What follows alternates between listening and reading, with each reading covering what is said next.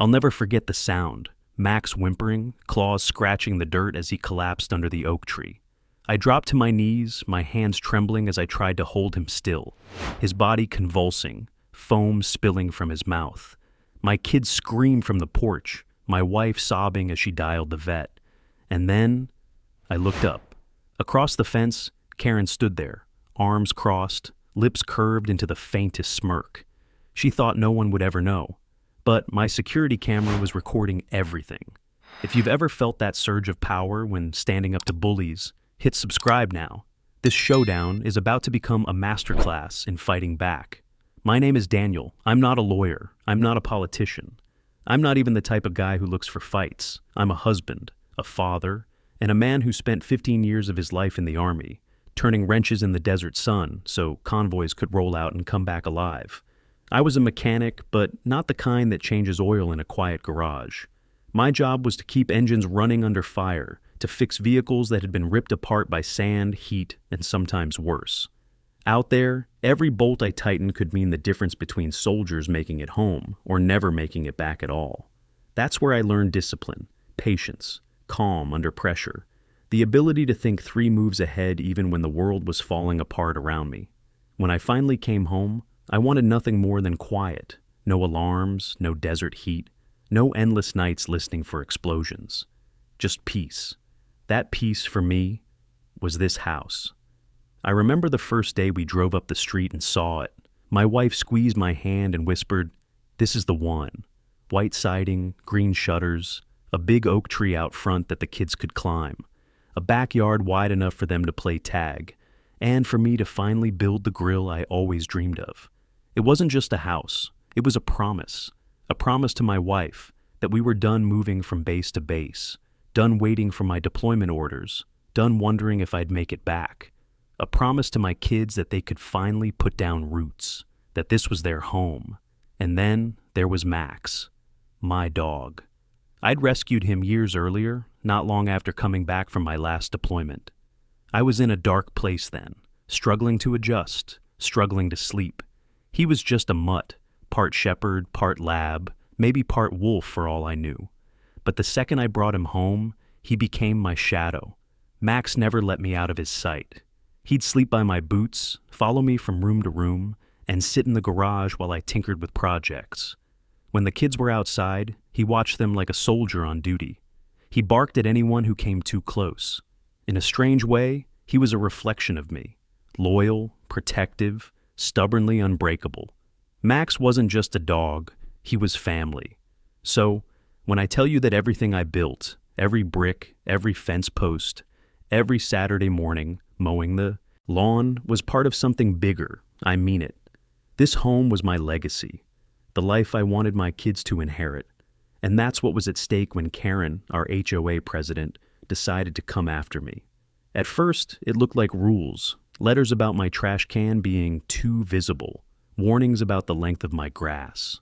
Notes slipped onto my porch about the color of my wife's flower beds not being in harmony with the community palette. But it wasn't about rules, it was about power. Karen liked control. She liked reminding people who was in charge. And she had a taste for choosing targets. Not everyone, just the ones who wouldn't fight back. What she didn't realize is that I wasn't built to roll over. See, I've lived through real intimidation. I've looked men in the eyes who wanted me dead.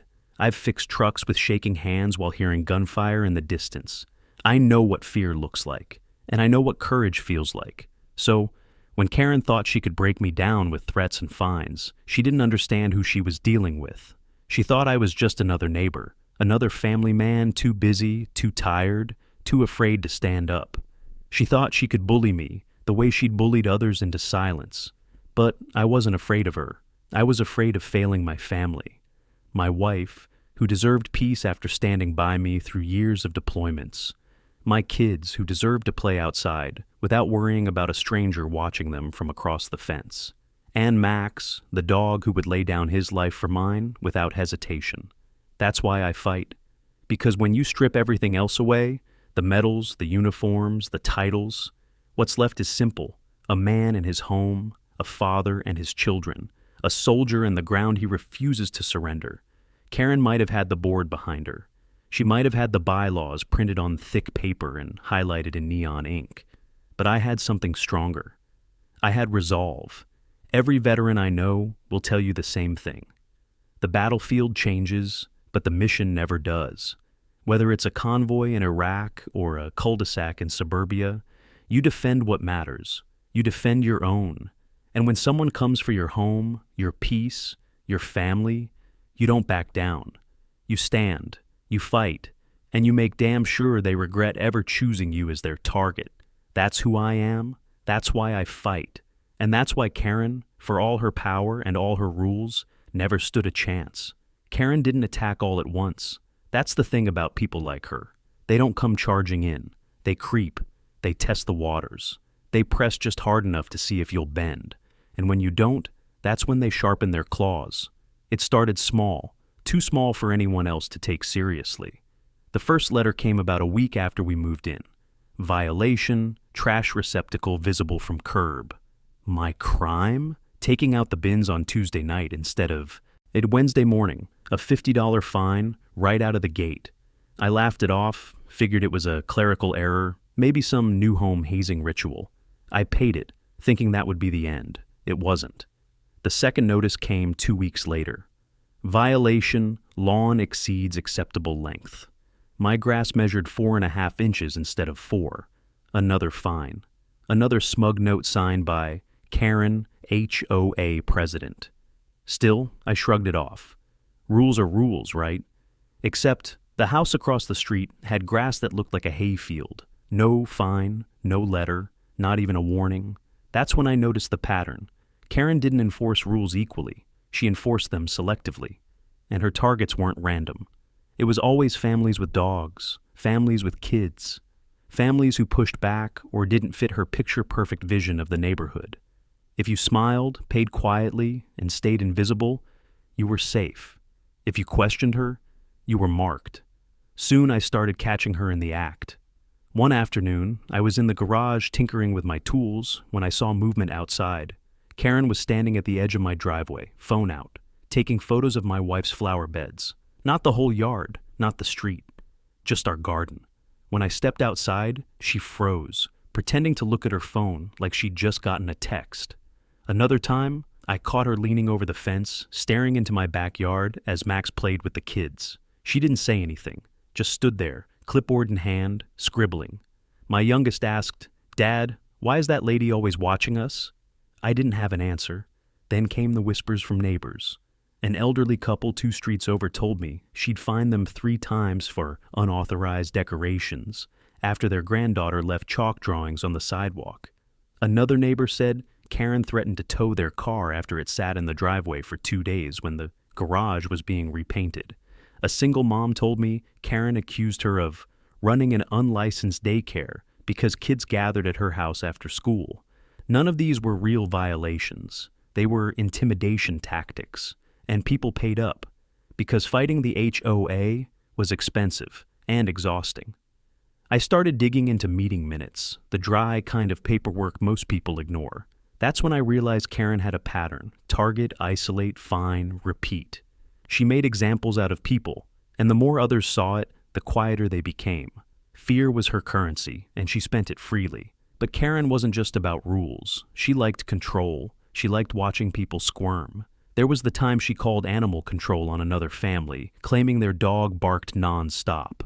The officers showed up, listened for 15 minutes, then left, shaking their heads. The dog hadn't made a sound, but the family still had to pay a compliance review fee to the HOA. Another time, Karen ordered one neighbor to remove their American flag because it wasn't on an approved pole. When they refused, she sent them violation notices every week until they finally gave in. And yet, Karen's own yard told a different story. Her fence was rotting. Her shrubs were half dead. Her trash cans sat out for days. No fines, no violations, no accountability. That's when I realized something important. Karen wasn't just enforcing rules. She was weaponizing them. She knew exactly what she was doing. She picked her battles carefully. She went after the families least likely to fight back, the ones who didn't know their rights or didn't have the money to hire a lawyer, and she thrived on it. I saw it in her eyes whenever I confronted her. That smug tilt of her chin, that smirk that said, "I own you, I can make your life miserable, and no one will stop me." But the scariest part wasn't what she did in the open. It was what she did in the shadows. Packages went missing from porches. Decorations were found broken. Car tires mysteriously slashed. Nothing anyone could prove, but always, somehow, happening to the same families Karen had targeted. People whispered, but no one dared say it out loud, except me. Because I'd seen this kind of behavior before, not in the suburbs, but in war zones. People who used fear and power to control others. People who believed they were untouchable. And I knew one thing for sure. The longer you let them operate unchecked, the more dangerous they became. Karen wasn't just a nosy neighbor. She was calculated, selective, a predator in pastel sweaters. And when predators feel untouchable, they eventually go too far. I didn't know it then, but she was already planning her next move, and it would be the one that crossed the line from harassment to cruelty. The line she never expected me to fight back against. The line that would expose her for the monster she really was. The first real strike didn't come in the form of a letter. It came in the dead of night. It was 2:17 a.m. when I first heard it. 3 sharp knocks on the front door. Not the friendly kind, the kind that makes your blood run cold. I jolted awake, heart pounding. My wife sat up too, whispering, "Who's at the door?" I grabbed the baseball bat I kept under the bed and crept downstairs. Through the peephole, I saw 2 uniformed officers. I opened the door cautiously. One of them spoke. "Sir, we got a call about a disturbance at this residence. Reports of domestic violence." I froze. Domestic violence? My wife and kids were upstairs asleep. There was no disturbance. I let them in, my voice steady but low. "You've been misinformed." They walked through the house, checking each room, shining flashlights across my kids' faces as they slept. My wife stood in her robe, shaken, clutching her phone. After 20 tense minutes, the officers apologized. They'd received an anonymous call from a blocked number. No evidence, no disturbance. They left. But the damage had been done. My kids woke up the next morning terrified, asking why police had come into their rooms. My wife's hands shook as she tried to make coffee. The safety we thought we had, that fragile piece I'd worked so hard for, was shattered. And deep down, I knew exactly who had made that call. Karen. She'd tested me with fines, with threats, with constant surveillance. Now she was escalating. She wanted the police to humiliate us, to plant seeds of fear in our own home, to make us feel like criminals in the place we loved. And it worked. The next few weeks felt different. We jumped at every knock on the door. My wife double-checked the locks 3 times before bed. My kids stopped playing in the front yard, afraid of the lady with the clipboard. Even Max seemed on edge, growling whenever Karen lingered too long near our fence. Then came the second strike. A letter taped to our front door, not mailed, not stamped, hand-delivered. The paper was official, HOA stationery, Karen's signature at the bottom. But the message was personal. Failure to comply with HOA regulations may result in legal escalation, including forfeiture of property. It wasn't a fine. It wasn't a warning. It was a threat. She was telling me she had the power to take away everything. My wife cried when she read it. What if she can? What if she really can take the house? I held her hand, forcing confidence I didn't fully feel. She can't. Not without a fight, but inside, a knot of dread tightened, and Karen wasn't done. That same week, one of my daughter's bikes disappeared from the front yard. At first, I thought maybe she'd left it at a friend's house. But when we checked the cameras, I saw it clearly. Karen, at 3:46 in the morning, walking down the street, pausing in front of our yard. The bike was there one frame, gone the next. Her silhouette lingered in the corner, moving back toward her house. It was petty, it was cruel, and it was calculated. My kids cried for days. "Why would someone steal my bike, Dad? How do you explain to a 7-year-old that the woman who runs your neighborhood has turned against your family?" The emotional cost was beginning to pile up. My wife developed migraines, stress eating at her. I stopped sleeping through the night, always half awake, waiting for the next knock at the door. Max barked at every shadow, pacing the yard like he knew something was wrong. This wasn't about violations anymore. This was psychological warfare. Karen had made her first serious move. She had crossed the line from difficult neighbor to full-blown antagonist. And she had done it without leaving fingerprints. Anonymous calls, hand-delivered threats, shadows in the night. Enough to terrify, but not enough to prosecute. But she didn't know me. She didn't know that every time she struck, I was recording, documenting, building a timeline. She thought she was instilling fear. What she was really doing was digging her own grave. Still, in that moment, it didn't feel like I was winning. It felt like we were living in a cage, waiting for the next attack. And the scariest part? I could feel her escalating. Because bullies like Karen don't stop when they see fear. They feed on it. They push harder. They take more. And in her eyes, the first strike wasn't the end. It was just the beginning. There's a difference between harassment and war. Until that night, Karen had been a parasite. Annoying, persistent, cruel. But what she did then? That was an act of war. It was late October, the air sharp with the bite of fall. I was sitting in the living room, half dozing with the TV on, when Max shot to his feet and bolted for the back door. His bark wasn't playful. It was guttural, furious, the kind that makes your blood go cold. I grabbed the flashlight and stepped onto the porch. That's when I saw her, Karen, standing in my backyard. Her pale sweater glowed under the moonlight. She froze when the beam hit her, but her hand was already outstretched, dropping something into Max's bowl. A faint metallic clink. I shouted her name. She startled, dropped the bag she was holding, and scrambled back over the fence like a teenager caught sneaking out. My heart slammed against my ribs as I ran to Max's bowl.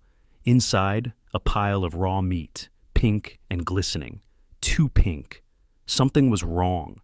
I dragged Max away, my hands shaking. He whined, confused, trying to pull toward the food. I kicked the bowl over. The smell hit me. Chemical, bitter, unnatural, poison. I felt the rage before the fear, my fists clenched so tight my nails dug into my palms. But then, the fear came crashing down. Because my kids had been out there earlier that afternoon. They'd fed Max from that very bowl. If he had eaten it sooner, if they had touched it, if I hadn't been awake, my family could have been burying a dog. Or worse. I rushed Max inside, locked every door, and told my wife what happened. Her face went white. She grabbed the kids, her voice trembling as she told them not to go outside. My youngest started crying, asking, "Why does she hate us, Dad?" What did we do?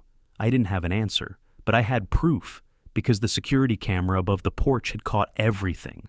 Karen scaling the fence, Karen bending over Max's bowl, Karen dropping the bag. I rewound the footage, my stomach in knots.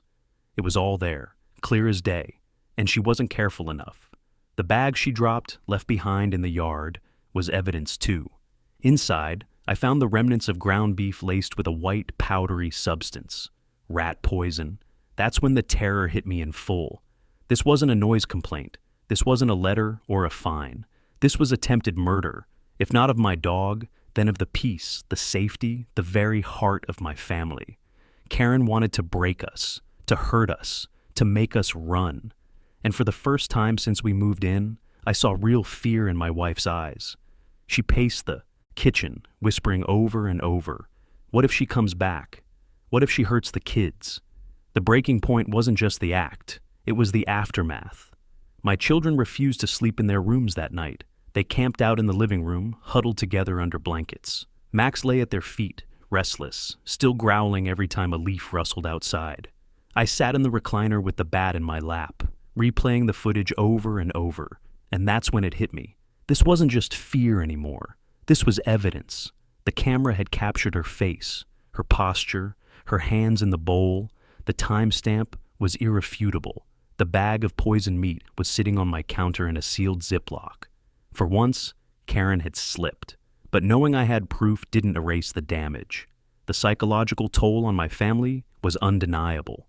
My wife jumped every time the phone rang. My kids asked if we could move. Even Max seemed changed, sticking closer to us than ever before, as if he understood the danger wasn't over. And me? I didn't feel like the soldier who had faced down desert firefights. I felt like a father who might lose everything, even here, in the quiet streets of suburbia. But there was one thing Karen didn't understand. She thought fear would silence me. She thought her power meant my voice would never be heard. But I'd learned a long time ago. The truth always leaves a trail. And thanks to those blinking red lights on my security cameras, I had the trail that would expose her. She had declared war. And now, for the first time since she started this campaign of harassment, I wasn't just defending. I was preparing to strike back. The morning after Karen poisoned Max's bowl, I sat at the kitchen table with my laptop open, the bag of tainted meat sealed in a plastic bag beside me. My coffee went cold while I replayed the footage over and over, pausing at the exact second Karen's hand hovered above the bowl. Every blink of the red recording light felt like a lifeline. I wasn't just a neighbor fighting fines anymore. I was building a case. First, the video. I downloaded the clip straight from my security system, saved it in 3 separate formats, and backed it up on a flash drive, the cloud, and an external hard drive. Paranoia? Maybe. But I'd seen too many systems crash at the worst possible moment during my military career to trust just one copy. The footage was clear. You could see Karen climbing the fence, crouching, and tipping the meat into the bowl, her face turned toward the camera in one frame, eyes wide, mouth tight. No mistaking who it was.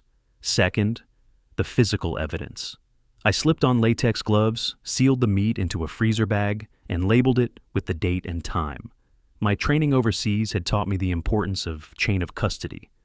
If I was going to hand this over to the police, I needed it uncontaminated. The smell of the poison clung to my hands even after washing. Bitter, metallic, wrong. Third, the witnesses. When I told my wife what I planned to do, she nodded through tears. We can't keep this to ourselves anymore. She was right. I started knocking on doors. The first neighbor I went to was Mrs. Patterson, an older widow who had lived on the street for 20 years. She lowered her voice when I told her what Karen had done. "You're not the first," she whispered. "She's been watching you. I've seen her in your yard at night. I asked if she'd be willing to make a statement." Her hands trembled as she agreed. "People are scared of her. But this has gone too far." One by one, I approached others. A single mom who admitted Karen had once threatened to report her for leaving toys in the yard. A father who confessed Karen had fined him for a non-compliant mailbox until he paid cash under the table. The more I listened, the clearer the picture became. Karen wasn't just targeting me. She was running the neighborhood like her personal kingdom. But the turning point came from an unlikely source, Tom, one of the HOA board members. He'd always been quiet at meetings, the kind of guy who nodded along but never spoke up. When I showed him the footage, he went pale. "I knew she was strict," he admitted, voice shaking. "But poisoning a dog? That's criminal. If the rest of the board sees this..." He trailed off, eyes darting like he was afraid Karen herself might hear. That was the first crack in her armor. I explained it to my wife in plain terms because I knew if she could understand it, anyone watching this story would too. The footage showed Karen in my yard. The timestamp on the video matched the exact time Max began barking. The physical evidence, the poison meat, was bagged, sealed, and ready for testing. The witnesses had stories that painted a clear pattern of harassment, and the board members' reaction showed this wasn't just me crying wolf. Even her own people were starting to doubt her. Piece by piece, the puzzle was coming together. I brought everything to the local police. The officer on duty, a tall man with tired eyes, sat back in his chair as I laid it all out. First the flash drive, then the sealed bag, then a folder of written witness statements I'd collected. He didn't say much at first, just kept replaying the footage, pausing, zooming, leaning closer. When it ended, he let out a long breath. "This is serious. We'll need to send the meat to the lab, but the video, this is strong evidence." For the first time in weeks, I felt the weight shift. It wasn't victory yet, but it was momentum. Word spread quickly, not from me, but from whispers.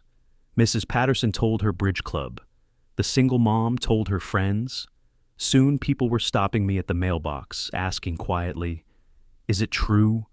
Did Karen really?" You could feel the shift in the air. Fear was still there, yes, but now it was mixed with something else, anger.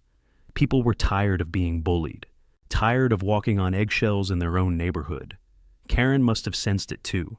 She doubled down, strutting through meetings with her chin high, insisting the video was doctored, the meat planted, the neighbors liars. But her voice cracked when she said it. Her confidence was slipping. And the thing about tyrants is, once people see they can bleed, the fear breaks. For the first time, Karen wasn't the hunter. She was the hunted. I had the truth. I had the evidence. And I had a community that was finally starting to realize they weren't alone. The investigation wasn't just about proving what Karen had done to Max. It was about exposing the entire pattern of abuse she had built her power on. And with every clip, every statement, every neighbor willing to whisper instead of stay silent, her grip on the neighborhood grew weaker. She had tried to break me, but in the process, she exposed herself.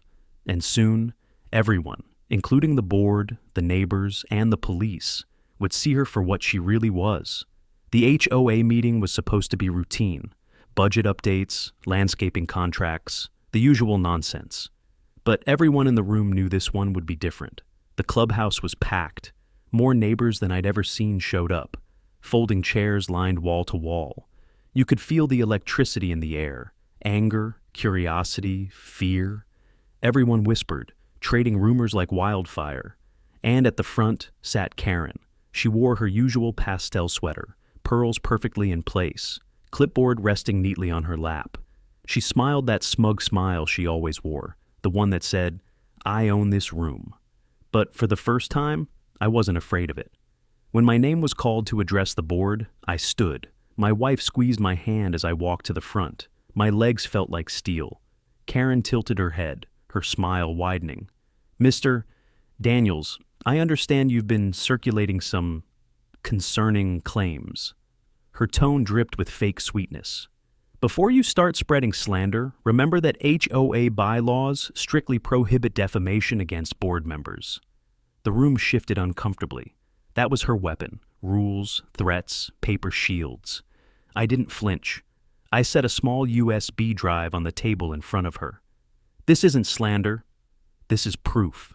Her smile faltered. I turned to the board. 3 weeks ago, Karen entered my yard without permission. She dropped poisoned meat into my dog's bowl. My cameras recorded everything. Gasps rippled through the crowd. Karen shot up, hands raised. "Lies! He fabricated this. Everyone knows you can edit videos these days. He's trying to smear me because he can't follow community rules." I looked her dead in the eye, calm, steady. "Then let's let everyone here decide." I nodded to Tom, the quiet board member who had agreed to run the projector. He inserted the USB. The screen flickered and the footage began. The room went silent. There she was, Karen, scaling the fence in the pale moonlight. There she was, crouched low, hand dropping the raw meat into Max's bowl. There she was, caught mid-frame, as she glanced up at the blinking red light of the camera. Her face filled the screen, clear, unmistakable. The room erupted. Neighbors gasped, muttered, some shouted outright. Mrs. Patterson covered her mouth with both hands. The single mom shook her head in disbelief. Karen lunged for the projector, shouting, "This is fake! He staged this! He hates me! Everyone knows he's been against me since the day he moved in." But her voice was drowned out by the noise. People weren't afraid anymore. They'd seen the truth with their own eyes. I raised my hand, and the room quieted just enough for me to speak. "This isn't the only evidence. The meat she dropped? It's been tested by the police lab. Confirmed rat poison. Witnesses saw her in my yard. And neighbors," I swept the room with my eyes. "Neighbors right here have their own stories of harassment, fines, threats. This isn't an isolated incident. This is a pattern. And it ends tonight." Karen's face went red, her composure cracking. She slammed her clipboard onto the table. "This is a conspiracy. You're all against me. Without me, this neighborhood would fall apart." But no one clapped, no one nodded. Instead, Tom cleared his throat, voice steady but firm. Effective immediately, I motioned for Karen's removal as HOA president. The crowd erupted in cheers. Hands shot into the air. One by one, board members raised their votes. It was unanimous. Karen screamed, knocking over her chair. "You can't do this. I built this HOA. You're all nothing without me." But then the final blow landed. The door opened, and two uniformed officers stepped inside. The same ones who had been forced to search my house weeks earlier on her false call. One of them read from a folder, "Karen Miller, you're under arrest for animal cruelty, trespassing, and harassment." The room went dead silent as the cuffs clicked around her wrists. Karen thrashed, shouting, "You'll regret this! All of you!" But her words fell flat. Nobody was afraid anymore. As the officers let her out, neighbors turned their backs. Some clapped. Others just sighed in relief. My wife leaned against me, tears streaming down her cheeks. Not from fear this time, but from release. For the first time in months, the neighborhood wasn't under Karen's shadow. I looked around at my neighbors, their eyes no longer cast down but lifted, hopeful. For once, we weren't just individuals trapped in fear. We were a community again. And it all started with the truth. Karen thought rules made her untouchable. She thought fear kept her safe. But in the end, the one thing she couldn't control was evidence. The video had spoken louder than her clipboard, her threats, or her lies. And as the police car carried her away, I finally felt it.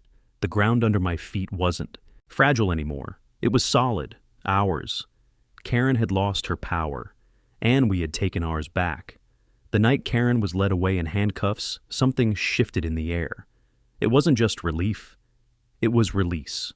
For months, fear had been the rhythm of our days, checking locks 3 times before bed, jumping at shadows across the fence, whispering at the dinner table so little ears wouldn't hear the fear in our voices. But when that squad car disappeared down the street, dragging Karen's reign with it, the silence that followed felt different. For the first time in months, silence felt safe. I didn't sleep that night. I sat in the living room, lights off, just listening. No knocks at the door, no footsteps crunching across my yard, no phone calls from blocked numbers, just stillness. And at sunrise, peace poured into the house like sunlight through a broken cloud. My wife made coffee without trembling hands. The kids ran barefoot into the yard, laughter filling the air like it had been waiting behind glass. Even Max seemed changed. He bounded after them, tail wagging, his bark sharp and proud instead of nervous and restless. That's when I realized we hadn't just survived. We had won. But winning isn't enough. You have to mark it. You have to carve proof into the ground, something that says, this is ours. This peace was earned. So that weekend, I planted a tree. Right under the oak where Max had once collapsed, I dug deep into the earth. My hands blistered against the shovel, but I didn't stop. My kids carried buckets of water, dirt under their fingernails, their faces streaked with sweat and joy. My wife tied a ribbon around the young trunk. It wasn't just a tree, it was a marker, a promise, a declaration that what was poisoned would now become a place of growth. Every season that tree will stand taller, and every time I see it, I'll remember. We didn't bow, we fought, and we reclaimed what was ours. But the legacy of that night wasn't only mine. The whole neighborhood changed. For so long, Karen's shadow had stretched across every yard. People avoided eye contact. Neighbors hid behind blinds when she passed. Kids whispered, "the clipboard lady," like she was a ghost story. But after the arrest, something broke, and something new began. Mrs. Patterson, the widow 2 streets down, started walking her dog again in the evenings. She stopped by one day with homemade cookies, her voice thick with gratitude. "I thought no one would ever stop her," she said. "Thank you for standing when the rest of us couldn't." The single mom across the street, who once paid fines she couldn't afford just to keep Karen off her back, let her kids draw chalk rainbows across the sidewalk without fear. She laughed again, a sound I hadn't heard in months. And Tom, the quiet board member who had once nodded silently through Karen's tirades, found his voice. At the first meeting after she was gone, he stood tall and said, "No more fear, no more bullying. This HOA is going to be about community again." People clapped, not because they were told to, but because they believed him. Little by little, the neighborhood came back to life. Driveways once marked with angry notes now had basketball hoops. Lawns once stripped of unauthorized decorations blossomed with flowers, flags, and welcome mats. Children's bikes leaned proudly against porches, free of Karen's nitpicking. It was more than a neighborhood again. It was a community. And I knew I couldn't stay in the past. I couldn't let Karen's shadow define who we were. So I started reclaiming symbols too. The mailbox, for one. That old box had been the landing zone for every ugly letter Karen ever sent me. Threats, fines, warnings. Each envelope had chipped away at our sense of peace. So, one afternoon, I took a paintbrush and a can of white enamel and gave it new life. My kids dipped their brushes too, streaks of paint splattering across the grass, their giggles echoing down the street. When it was finished, the mailbox gleamed, clean, untainted, reclaimed. It wasn't just a box. It was proof that her power didn't reach us anymore. And Max, he was the reason we caught her. His bark, his loyalty, his refusal to let danger slip past him. That saved us. So, we gave him a reward. A new bed by the fireplace. A leather collar with a silver tag engraved, Protector. When he wagged his tail and curled into that bed, I swear he knew exactly what it meant. Looking back, Karen thought her power came from fear. She thought rules, fines, and intimidation made her untouchable. But real power comes from standing together, from truth, from refusing to bow even when you're cornered. That's the legacy of this story. Not her cruelty, but our courage. Not her clipboard, but our unity. And that's what I want you, watching this, to take away. Maybe your HOA abused its power. Maybe it was a boss, a landlord, a neighbor. Whoever it was, hear me. Bullies only win if you stay silent. Evidence, truth, and courage. Those are the tools that break them. If you're in the middle of your own fight, don't give up. Document everything. Build your case. Stand tall, even when your knees shake. Because when you finally strike back with the truth, the lies collapse. And when you win, don't just survive, rebuild, plant your tree, repaint your mailbox, hang your flag. Whatever they tried to steal from you, take it back. Because peace isn't given, it's claimed. And to every one of you watching right now, if you've ever had an HOA abuse power, subscribe to this channel, share your story in the comments, and let's make sure no one ever fights alone again. We are stronger together, and we always will be.